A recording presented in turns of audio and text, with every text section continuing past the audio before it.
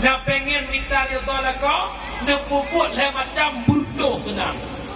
Yang pertama tugas urinang belagak draw rumah kupu agar lako tanya buta mata kinang lain yang nanti bak mata tiktok inang roy ha buah lako belagak ai nyot te go lako ida pu bata te rumah rak sama kata anda pu gedong lako geri tinggal lako ya Allah tahu batas rumah ya te lako pun kong hingkong oh lagi hari ni mati kompor baca mempunyai lagi kau lihat ya Allah mi amanah long mak tinggal huran de pelagak ro duk malam yo lagak kaji nak gak hiu lu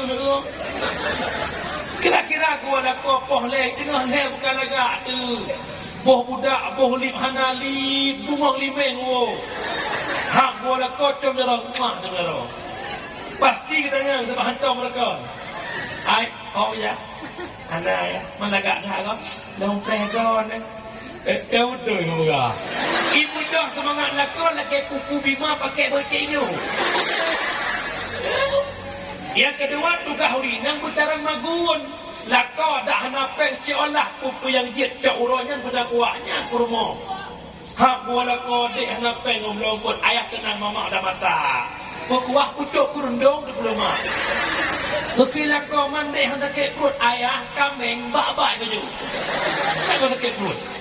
Yang kelihatan tugas urinang cut akilah kau bermanja lako. Long yakin urinang lancang barat manja mandung lako. Padan bulan pun kawin. Pajuh bulan kama hana pajuh hilang hana walako. Pajuh bu prasmanan lekon abang pak pakai dia iki abang waju de. Adik de pajuh bu sama abang. Yang bab kawin nyor tak nyor ciu preh dulu. Ai kapreh lu nak pergi hana tak dia aku. Baru kawin nabu bak-bak adik cok bu bang jina ni kedua apa baru bejak bak kedai cok ijah dah puh abak nyok buah manah malamnya walaupun hi ni kat duha tengok oh pek tabah sahole tadi pek tabah kedih pek oh tu tukar lagi ai ho tu nah kuapat kena dah tak kira lagi otak